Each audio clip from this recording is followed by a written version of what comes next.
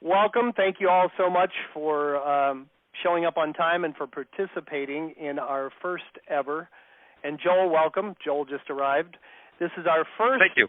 Our first what is going to be at least monthly role play call, and we had great turnout, guys, and I really, really appreciate it. And Joel, thank you so much for taking the time. I was about to give you a glowing introduction, and oh, good. I got here just in time. Yeah, now I could do it in your presence. Joel and I have known each other for probably a dozen years. At least. Or longer. Way back when I was a coach, Joel was one of my star clients for 3 or 4 years. I think I coached Joel, and we've been involved in several business ventures since then. Joel teaches the language of sales skills for Keller Williams. He's one of the leading authorities in the country on effective communication and NLP. So I just thought before we get to the role plays, I asked him to come on and just give us a brief overview of suggestions on how we can all, whether it's in your FSBOs, expires, but in particular, how it applies to dealing with people that have recently had a death in the family. Maybe they're not in a great mood, that type of thing. The best way to communicate with them. So, Joel, I'll let you take as long as you want, Joel, and then hopefully you can stay on the call and help us with the role plays. Okay. All right, sir. So, the floor is yours. Yeah, thanks. Yeah, thanks for having me, Jim. So I just wanted to, Jim asked me to come say a few words briefly about, getting connected through setting up an appointment with a probate. So probates are a little bit of a different animal. If you think about traditional real estate and you have, a typical family with 2.3 kids and they're moving from this house to a bigger house, that's a fun, uplifting, exciting experience. And it's a happy time. Oh, this is going to be great. We're going to get you a bigger house with a pool. And as the real estate agent, as the real estate broker, it's almost a celebratory experience. And so that's fun. That feels good to be in that space. Oh, this is going to be great. You're going to buy the house of your dreams. You get to retire. You get a bigger place, and you're going to finally get a house with a view, and finally you're going to get that big pool and the house, right? That sort of thing. And that's fun. That feels good for you and for them. What happens, though, when it's a probate? Well, that's not always fun, exciting times for people, right? Probate usually means that somebody they love passed away. So think about that. Forgive me for putting you in this position. My request is that you think back to a time in your earlier life when something was not going well for you. You just got some bad news. You lost a job. Somebody you know passed away. Your dog got ran over. Think back to when something really crappy happened to you. And you were in a deep, dark, crappy, emotional place. And some well-intentioned friend of yours who cares about you, they wanted nothing more than to cheer you up. Now you're wallowing in the space of, oh my God, this horrible thing just happened to me. Oh my God, what am I going to do? What am I going to do? This is horrible. And this friend of yours, wanting to cheer you up because they love you, this friend of yours comes in and says, oh, come on, everything's all right. Come on, cheer up. Every cloud has a silver lining. Come on, man. Pick yourself up by the bootstraps. There's a blessing in here somewhere. Right? How do you respond to that? Right? I want to kick them so they stop talking. Why? Because they're totally out of rapport. Yes, I want to uplift people who are in a heavy space. Yes, I want to bring good feelings. Yes, I want to uplift and elevate. Just like your friend wanted to uplift and elevate you. However, that's only possible after first getting in rapport. So what does that mean, getting in rapport? It means when you hear that your friend has had some bad fortune, the first empathetic reaction would be, oh, gosh, I'm so sorry. Oh, I'm so sorry to hear about Fluffy. Oh, wow. Are the kids okay? Oh, God, what a horrible thing. What can I do for you? Right? First, you got to get connected. You got to get connected first.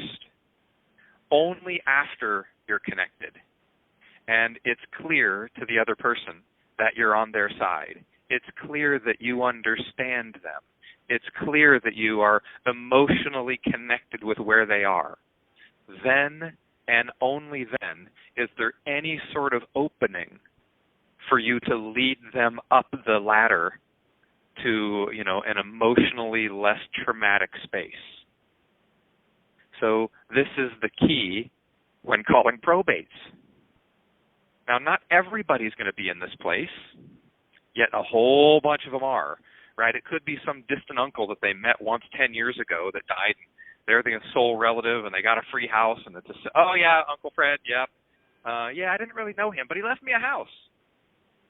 There's a chance that there could be not a heavy experience. Most of these, though, are going to be, yeah, all right, so we need to go through the house and get all the stuff out, and yeah, that's really a traumatic experience for us. So my invitation to all of you is to be really cognizant, to be super conscious about the emotional space that your prospect is in. So how do you know? How do you know what space your prospect is in? Well, you get a clue every time they open their mouth. So just as an example, how much information is available just inside the hello? So you call, ring, ring, ring, ring, and they say, hello? Or ring, ring, ring, ring, ring, and they say, yeah, hello. Ring, ring, ring, hello? I mean, there's so much information. And every time they speak, they're speaking back from another place. So when the phone rings, they might be really cautious. Hello? Hello? Right? Kind of cautious. So the fastest way to get in harmony with anybody else, this is called the rapport game, I like to call it. The fastest way to get in harmony with somebody is to mirror and match them. This is what you're already doing with your friends and the people that you love. Think about that. If your friend won the lottery and you called them and go, hey, what's going on? Oh, my God, I won the lottery. Holy crap, I won the lottery. What would you do? Oh, my God, good for you. You'd immediately celebrate with them because you already have a friendship. You're already in rapport, and so we mirror and match their highs and lows. If you call your friend, hey, Steve, what's going on? Oh, my God, Fluffy just got ran over. Oh, God, I'm so sorry to hear that. Oh, man. This is what we do automatically with the people we love.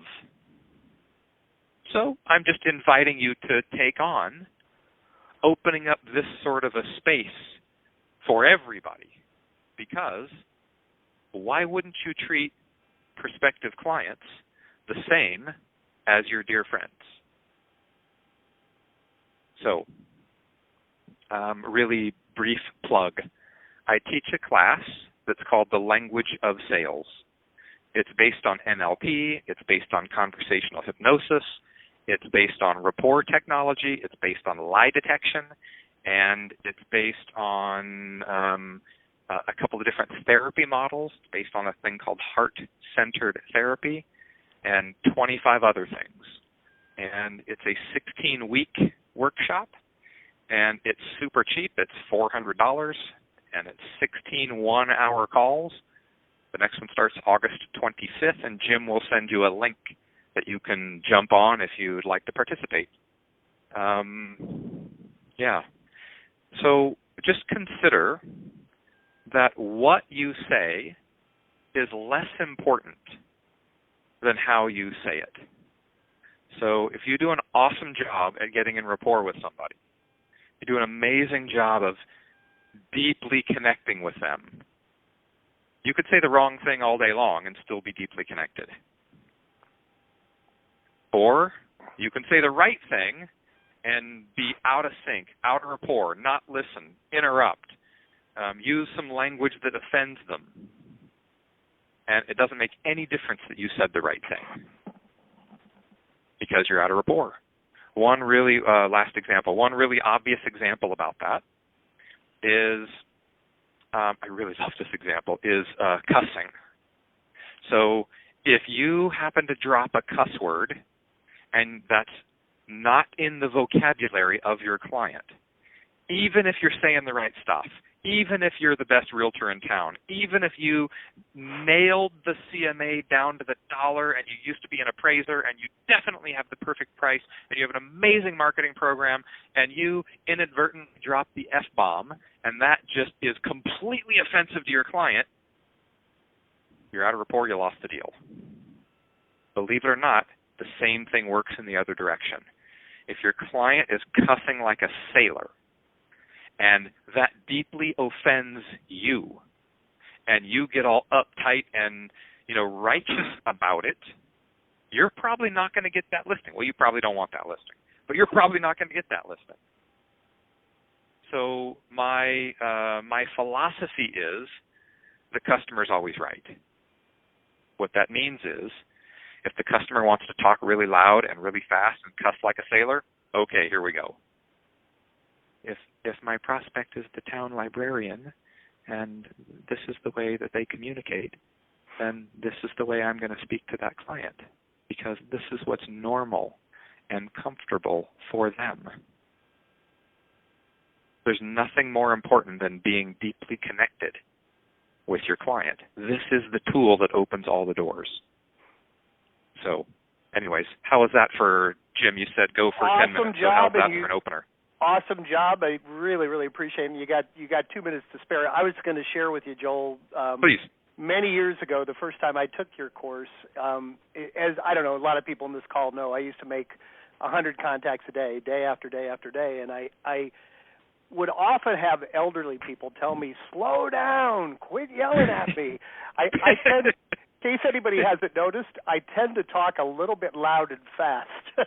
So one of the most profound experiences I had from that was really, and I can't say you don't slip into your old habits sometimes, but I got much better at dealing with older people. As painful as it was for me, I would go, it's very painful for me to talk slow, but when I noticed they'd answer the phone and it just took them a long time to not only answer the phone but get out the first sentence, I would just, respond exactly the way they were talking. It was almost, you could almost have fun with it. So, awesome job, Joel. Thank you so much. Tell everybody again how to get in touch with you. And can you stick around for a while, or do you have to go? I can stick around for about 20 minutes. All right, excellent. You can help us with the role plays. I appreciate it. Tell everybody again how they can get in touch with you if they have any questions or they're interested in your course. How about, just to make it easy, I will send you, do you have everybody's email address? Can I send you a link and you send the link out to everybody? Absolutely, will do. Okay, I'll do that so nobody has to write it down. All right, excellent. We have one. Thank you so much, Joe. We have one person in queue right now. If anybody has anything that you want to potentially, don't make Chad and I be the agent and the prospect for the next half hour. We'll do it, but you're going to get tired of hearing us. So please hit *6 if anybody has anything they're getting stuck on, or anything they want to role play. And we have one person in queue now. I'm going to go ahead and activate the first person. Is that Bill, Mr. Bird? Bill, are you there? Hello, Bill. Yes, hey. I'm here. Welcome, sir. Great, thank you. So I just wanted to do a role play with Chad on an inbound call. Okay, great. Go ahead. Chad, you ready? I'm ready. I'm the agent, right? Yeah, you're the agent, yeah. So I'm calling you. Ring, ring. Hello, it's Chad. Hi, Chad. This is Bill Bird. I just received one of your letters.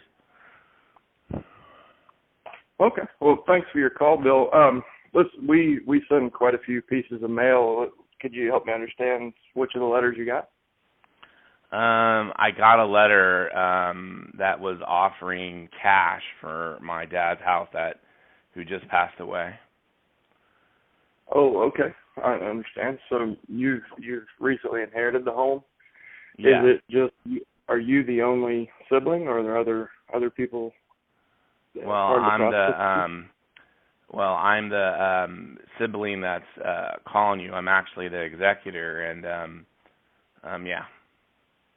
Okay, so are you the sole executor, or are your siblings also executors, or? Well, I'm the youngest of 6 children, and my father left me as solely in charge, but I'm fully scared of my brothers and sisters, so they're all going to have a vote in this.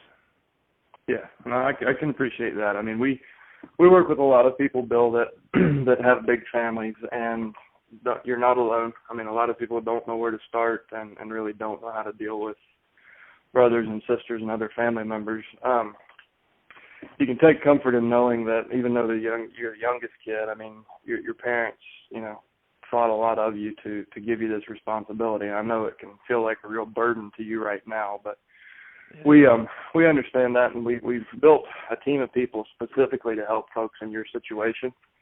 If you don't mind, could you tell me a little bit about the situation with your siblings? One of the things that's really important is that we make sure everybody's on the same page before we get too far into anything. The last thing we want to do is create a worse problem for you by going down the path of talking about the home and the price and the marketing and the listing, and then have your brothers and sisters turn against you even more because they weren't part of that. Does that make sense? Yeah, it does. So what is that relationship like right now? It's very stressful.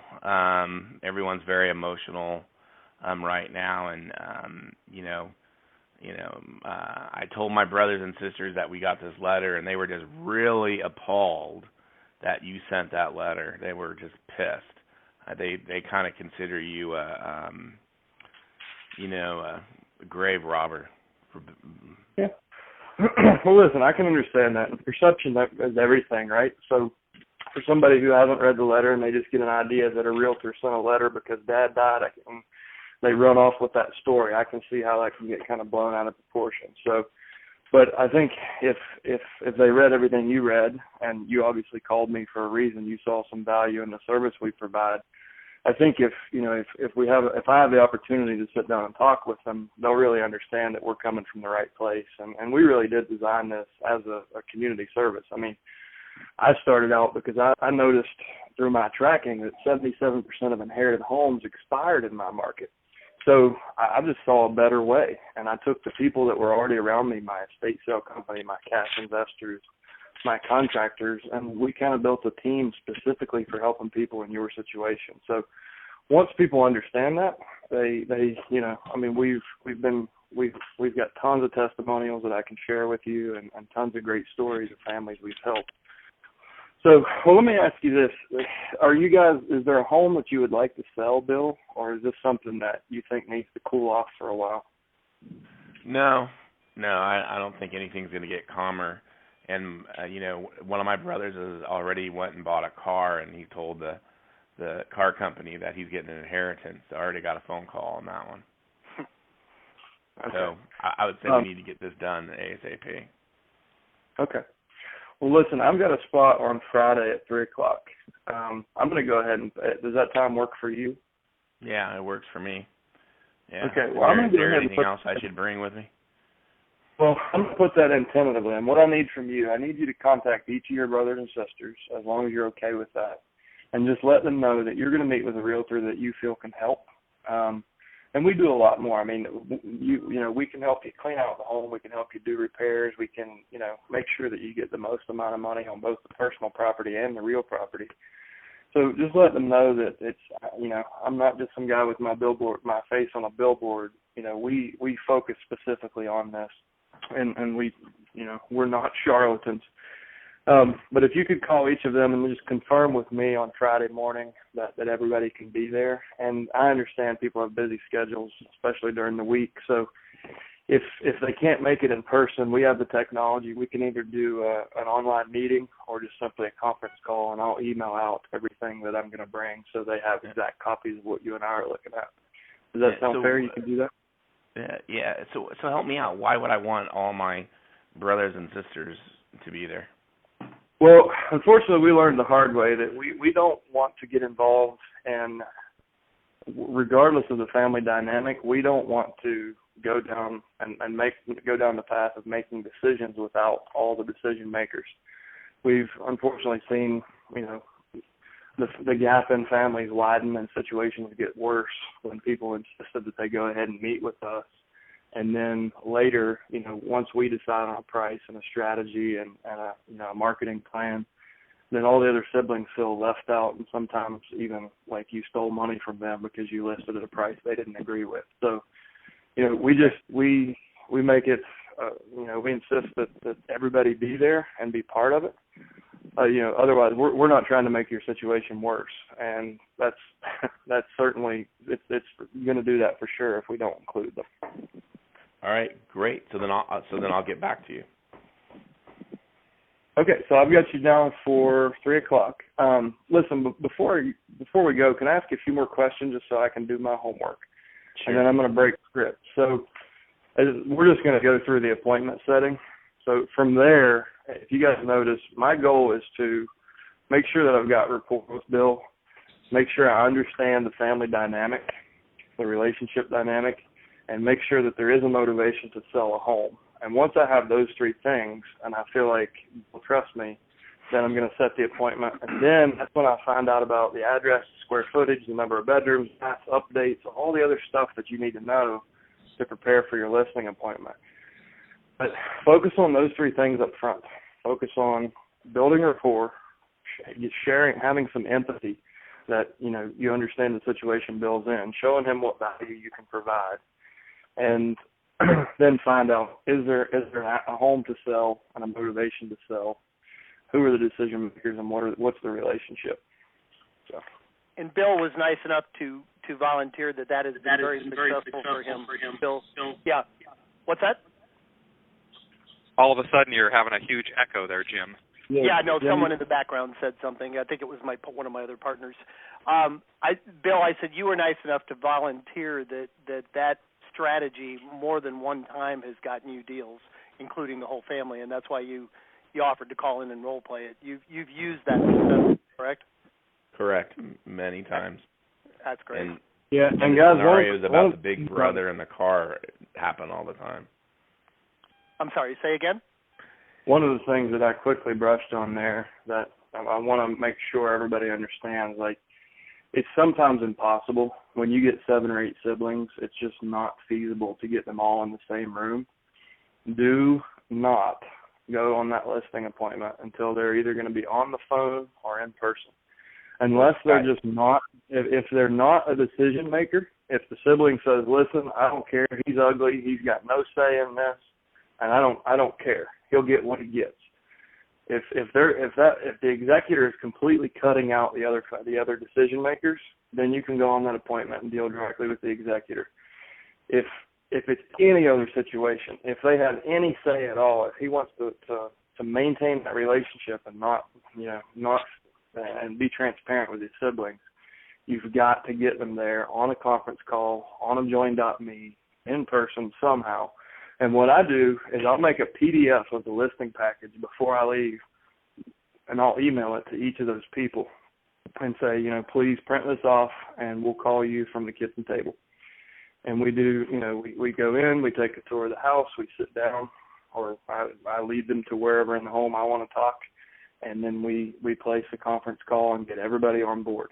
Because the last thing you want to do is have brother A and sister B thinking that the house is worth $500, and when you go through your big, beautiful CMA and market absorption analysis and show them that the house is only worth $350 in the current condition, in the brother and sister's mind, you just stole $150,000 from them. But if they're part of that presentation with you, if they see that, then they're going to go, oh, okay. So you can be the evil realtor, or you can be the guy that made sure everybody was there and made a group decision that they're comfortable with. So, Joel, do you have any feedback on that interaction? Well, not being the probate expert that you are, I thought that the role play was really awesome. My only critique was I probably would have shortened it. Okay. Right. It's my belief that nobody really listens to a damn word I say, so I I try to talk as little as possible and engage them more heavily with questions. It felt like he was talking over the client just a bit. I think I would have engaged and enrolled the client. So, like really held the client to, so what are those relationships like? And then the client's going to say, blah, blah, blah, blah, blah. Okay, and then what do you think they're going to do about that? Blah, blah, blah, blah, blah. Okay, and what are your intentions? Like really lead them with a bunch of questions. Try not to tell them, try not to sell them anything. Just really engage them and enroll them as heavily as I can. Yeah, thank you. And one thing that I many things Chad did extremely well there, but I thought just asking, he did ask a lot of really good questions. And yes, for sure. Yeah, one after another, and he got really all the information he needed to determine, and that's probably, Chad, wouldn't you say that's probably the exception where you have family members at their throat? Depending on the part of the country you're in Florida, I hardly ever go on a probate. It's usually a phone call with somebody in a different part of the country. And for the most part, a majority or a good percentage of the time, there is going to be one person that's clearly in control. But what I thought you really did a good job was finding that out, asking enough questions that you were able to find out who was calling the shots, and it clearly wasn't. Yeah. It clearly wasn't the executor. It was a group decision, so you involved the whole group. So another thing that I thought Chad did exceptionally well was when the client said, "Well, I'm the youngest, but my parents put all this crap on me." And I thought Chad did an extraordinary job of saying, "Well, your parents did that because they trust you.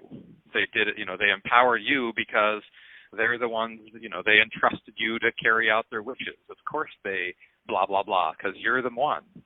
I thought that was a really phenomenal shift from, oh, God, they did all this crap to me, versus well, it's because you're the special one. That was excellent. And we talked earlier, I think that really comes across as genuine from Chad because his intention is good. And that's one of the first things Chad in our training says is get really clear on your why. Get really clear on you're not just doing this to make money. You really have a purpose here to help these people. And if you do, regardless of what you say, that's going to come across. And you're going to find the words like he did that'll make people realize it. So great job. Bill, anything else you want to share? We've got one other person in the queue right now. No, I just would like to say that I do a lot of calls in California, and there's always somebody that wants the money ASAP. Yeah. So there's always somebody that, you mean one of the heirs that wants to cash out quickly, or or a majority of your deals like that? Bill? I think what he's saying. Sorry, I had you mute. Yeah, it seems like there's always somebody that has spent the money before the house is even on the market. Okay. And it's important for me to identify that because that creates pressure in the whole transaction. And the thing that I just want to say is Chad's script does go on and ask a lot more questions, but the thing that I have learned over and over again is you've got to make sure that you're talking to the person that can make the decisions. And if there's influences, because most homes in California are in trust, but the brother, the sister, or whoever's in charge normally wants to include everybody in the decision. So it's really important, like Chad said, to make sure you have everybody on there so that you're not revisiting this constantly. Excellent. Bill, thank you so much for sharing, and glad you're having such great success with it. You've been with us, 4 or 5 months, and I know you've done numerous deals. So keep up the great work, and thank you for sharing today. We have another. I'm going to go ahead and go to John with JP Pirtle Realty. Anybody else, guys? *6 if you have anything else you're going to want to role play. We had intended to have this call last up to an hour. We don't have to go an hour, but if you have something else you'd like to role play, please hit *6. I'm assuming that's John. John, is that you? Hey, Jim. How's it going? Great. How about yourself? Oh, doing good. Thanks for asking. My main question was trying to do something with the outbounds. That's something we really wanted to do, and just wanted to get our feet wet and kind of know what to expect, and maybe if we could have a little help role playing through how an outbound scenario usually goes. Yeah, John, you recently gave us a great testimonial that I think you did. You did the trifecta. You had an attorney referral that turned into a listing. You went and took a listing, and you did a buy and flip. I think all in the same month, and that was all from mailings. So John said, "Well, gosh, if mail that works that good, I think we better get on the phone and really get some results here." What is there a particular situation you want to share with Chad, or do you want him to do just a generic outbound? Well, Chad, basically, we have yet to really try the outbound. We're going to incorporate the slide dial here shortly, but how you see a normal call going from outbound, that would probably be the biggest help, just to know what to expect. Okay. And do you want to role play it with me? You want to be the executor? Jim, maybe you could stand in because like I say, I'm just trying to learn what to expect so I can put them on dialer and just start running through them and see what we get. Okay, fair enough.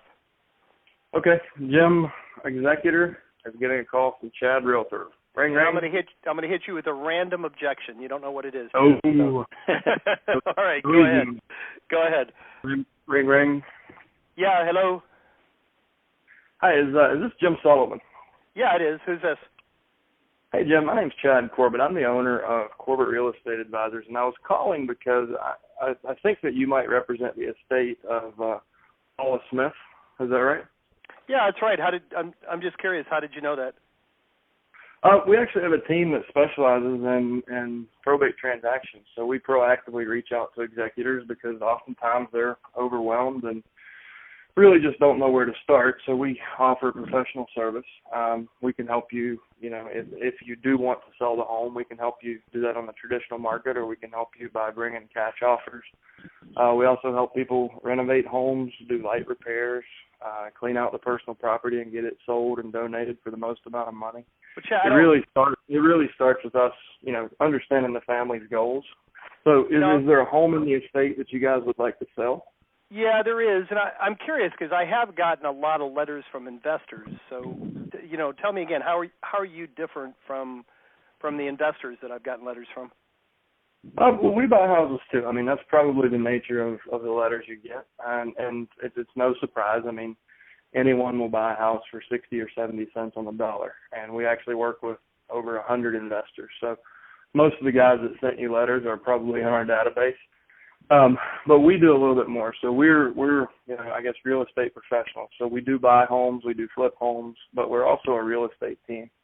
So, whether that's a conventional sale or if it needs to be a quick cash offer, I guess the biggest difference is we have the potential to get the most amount of money for you. And if you ever feel like you need to fall back on a cash offer and a quick solution, we have guys that will close as quickly as we can get title work done. And anyone is going to, typically you're going to sell for anywhere from 60 to 75 cents of the market value if you are trying to close that quickly for cash. So you're telling me, I'm glad to hear that because these offers, I'm in Florida and the property's in Virginia, so I don't really know. But these offers that we're getting from investors, it seems like a lot less than what the property's worth.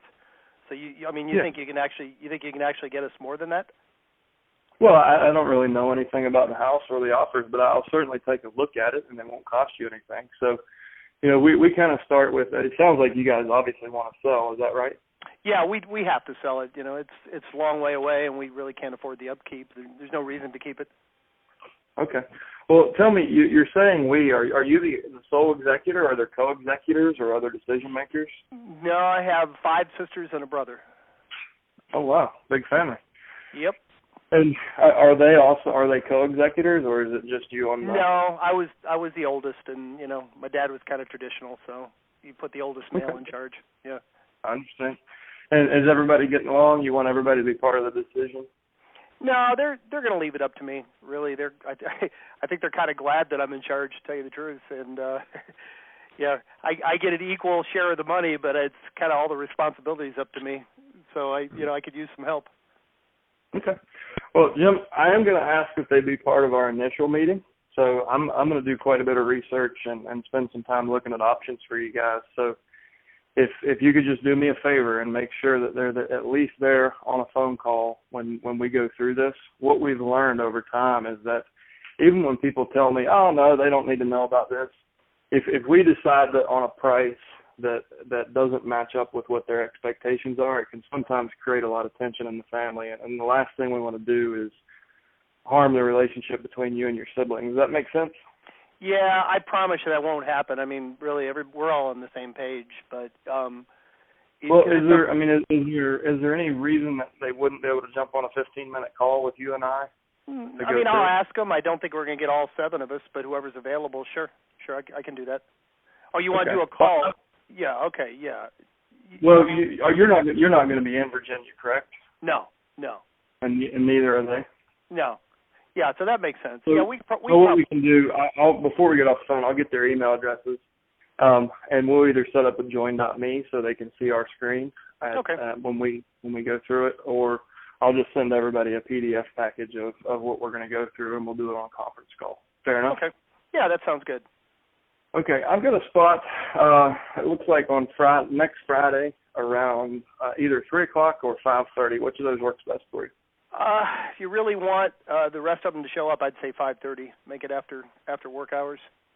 Okay, so I'm going to put it down for 5:30 and just mark it as tentative. If you could, do me a favor, and between now and Thursday, please talk to each of them and make sure that we can make that time work. If not, it's no big deal to kick it. We can punt for a day or two and find a time that does work for everybody. But it's just based on my experience, I'd really like to have everybody there. And I mean, we're going to be working together, so I'd like to meet them anyway. So okay, I've got you down for Friday. Real quick before I let you go, I want to ask you a few questions about the property, just so I can do my due diligence and then break script. So once I get the appointment, there's a whole other set of questions where you continue to build rapport. But what was important is that, there's Let me a home. ask you, Ted, I was breaking script. I mean, I was going to break script and ask you if you were convinced that, if I convinced you that, I was really in charge and the others didn't want anything to do with it, at what point would you back off of that? Especially if it's not if it's a phone conversation, or do you just keep? Personally, I've never backed off of it, because early in my sales career, when I thought I had these multi-million-dollar condo sales, because the husband absolutely loved me, and we went out and drank beer and we skied, then I would come back and I thought I had a sale, and he would come back with his tail between his legs, and he wouldn't even make eye contact because she just lashed him. And so I won't, even if you tell me they're not decision makers, they're part of the family and they're getting part of the money. Yeah. So unless I feel like it's going to break rapport, I'm not letting up on you. And I really do feel that strongly that they have to be part of it. Okay. And it occurred to me both role plays had 6 or 7 errors. That's not typical. It's usually it's usually 1 or 2. So we're kind of giving you an extreme example, and it's not unusual that there's just one person who's in charge. So, all right, great. John, anything else you want us to role play, or anything you want to role play with Chad?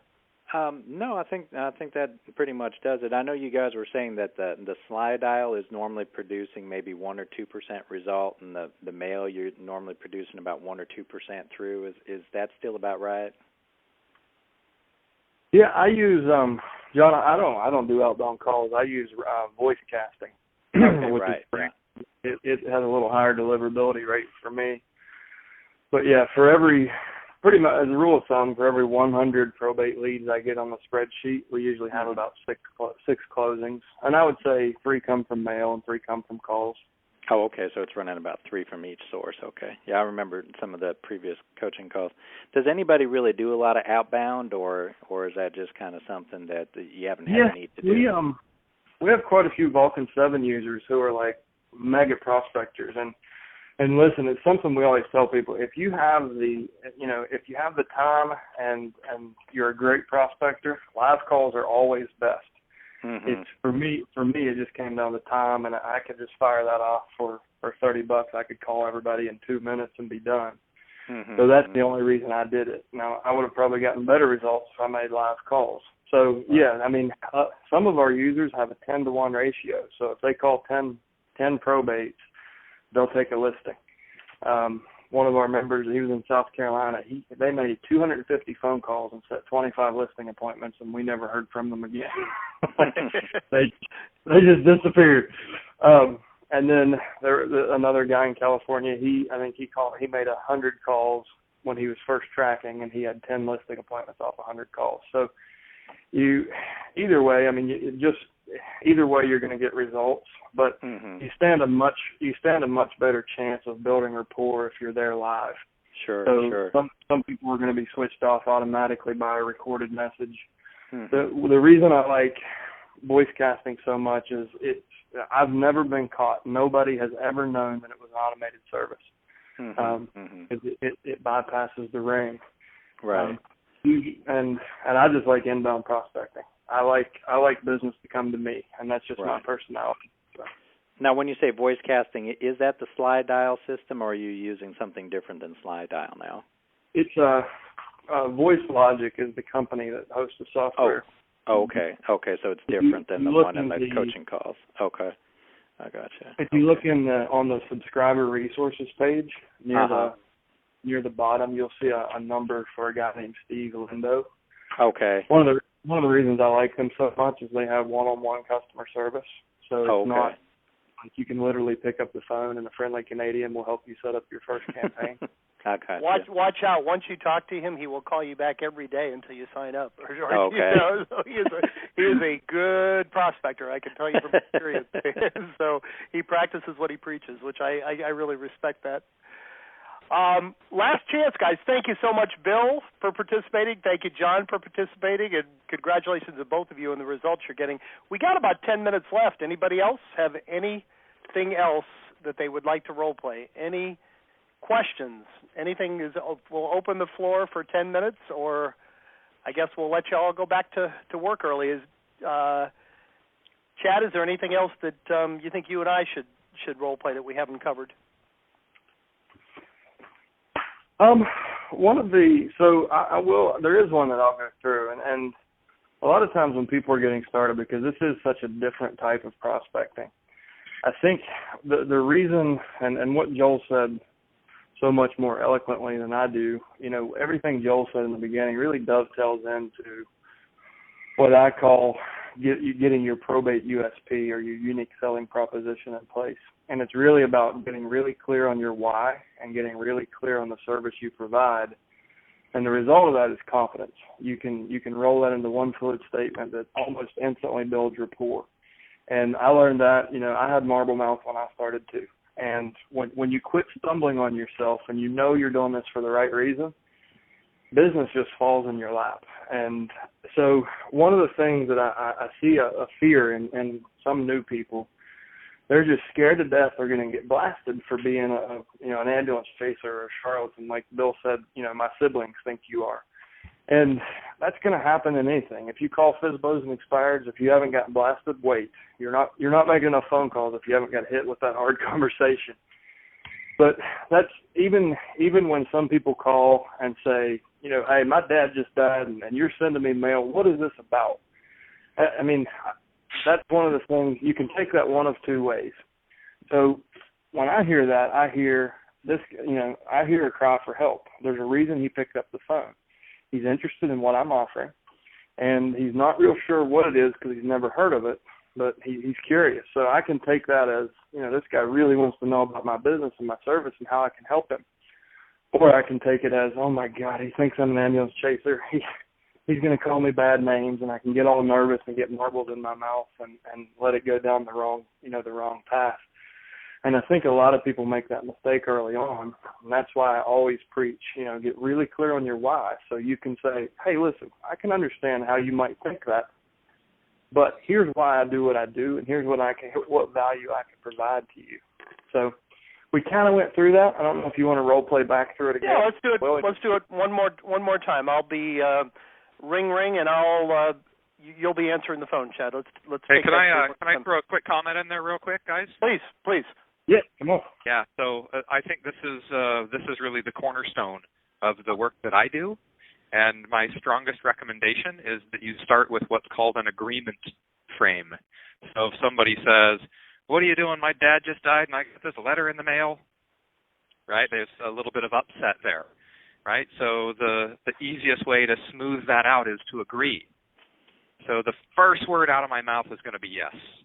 I'm always going to say, yeah, I know it's a crazy time and it's a super stressful place, and that's exactly why we do this, because we know how challenging it is for you, and we just want to do our best to help you deal with all this, right? So when somebody comes up with some upset like that, my first move is to say the word yes and take their side. Don't defend yourself. Don't justify my position. Oh, well, hey, I'm really good. No. Take their side. Yeah, I know this is hard. I know this is tough.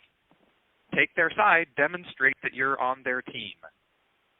Thank you, Joel. And, that applies to any type of prospecting. I can't so many times when I was making my calls, I am so sick and tired of you telemarketers. I'd say, yeah, I know, it's annoying. They call right in the middle of dinner, don't they? And again, it would just like exactly. The guy would back down. Well, yeah, I know. Yeah, they do.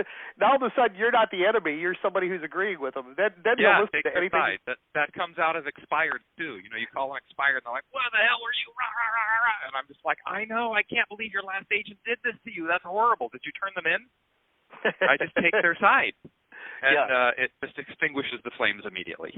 Awesome. No pressure now. No pressure. Thank you, Joel. Great comment. All right, ring. Hello, it's Chad. Yeah, is this Joel? You mean Chad? This is Chad. I mean, is this Chad? Is this Chad? I think so. Chad, this is Jim. I don't know who the heck you think you are mailing me a letter right after my dad died. Well, yeah, Jim, I can see where you might have taken that in the wrong way. Let me help you understand what we do. We're actually a real estate team, and we are proactive in reaching out to people in your situation. Because we work with a lot of families who inherit properties, and we know it could be kind of an overwhelming experience. So, sorry if we caught you off guard or if you took it the wrong way, but we're really just trying to help a group of the community that we know can use it. So, do you guys have any real estate that you need help with as part of the estate? Yeah, we don't really know what we're doing, to tell you the truth. Well, listen, don't feel bad. That's where most people. That's when we first talk to folks, they just don't know where to turn. That's really why we do this. So, okay. Is it just you? Are you the executor of the estate or one of the siblings? It's me and my younger sister. Okay. And have you guys? I mean, have you made any decisions? Do you want to sell the real estate, or have you decided? Well, we have to sell it, but we thought we'd at least give it a few months. We got to go down there. We got to go through the personal possessions. We're not ready to do anything yet.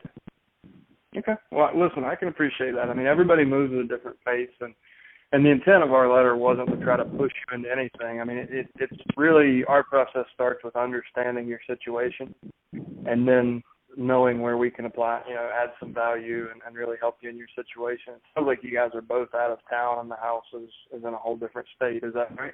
Yeah, it is. Okay. Is any of the personal property stuff that you guys want personally, or is it just something you just need to get it cleaned out?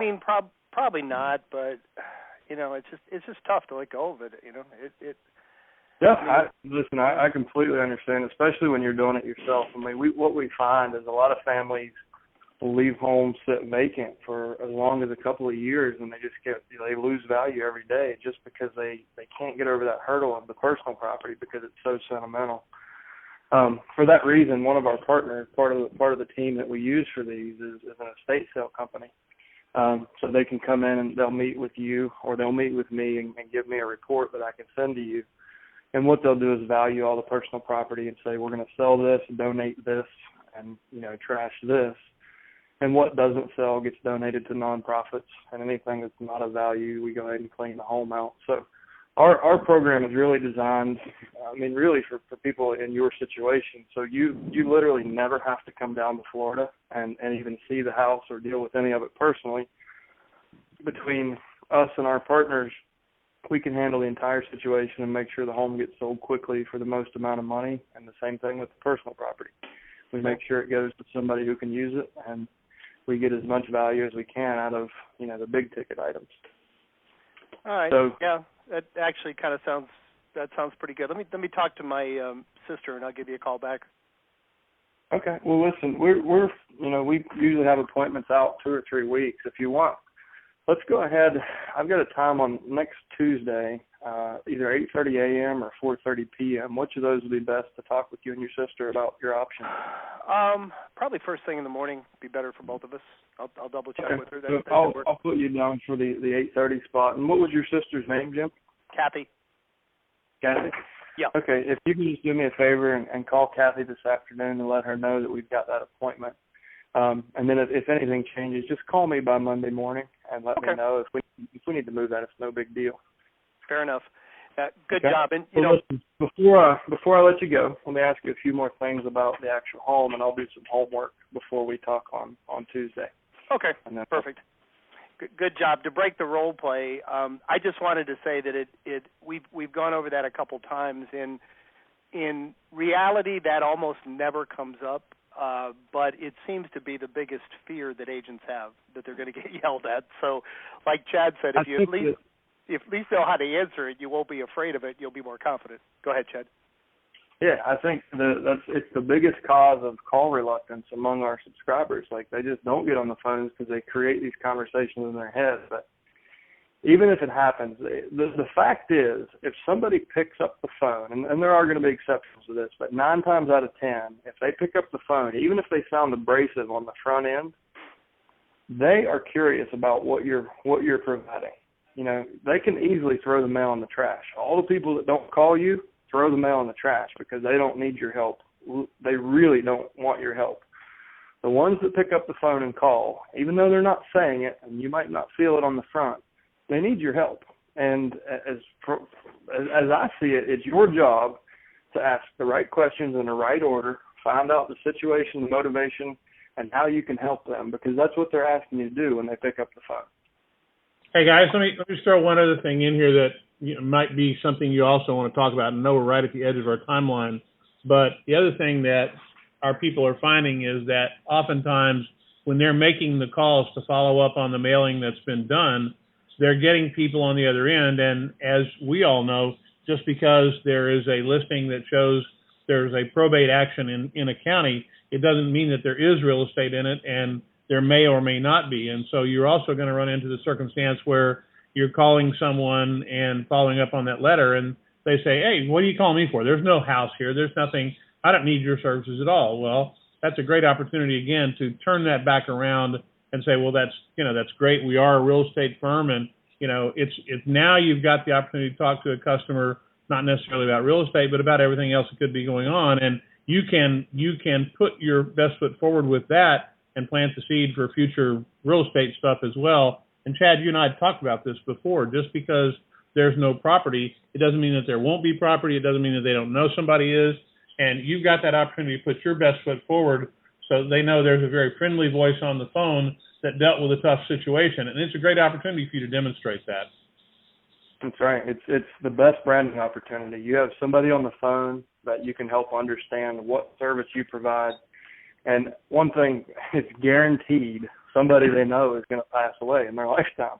Like, we all, unfortunately, have to experience that. So when that time comes, if you've done a good job building rapport with that person who doesn't have a home in the estate, they're going to remember you, and they're going to say, oh, you know what, there's a realtor in town. I talked to him last year when Dad died. You should call him. And so, don't get discouraged by those, when you turn over a stone and there's no real estate. And if you notice, and probably in all the role plays we just did, there's one key question that I always ask, an open-ended question. As soon as I kind of get out, I kind of diffuse the situation, I'll always ask, by the way, is there a home in the estate that you guys need help with? And then I just listen. And that's usually the key question that will just crack people wide open. And whether they have real estate or not, they're going to vent. That's the first opportunity they've had to really vent on what's bothering them, how stressed out they are. And if you can just listen and pick out, they'll tell you exactly what their problems are.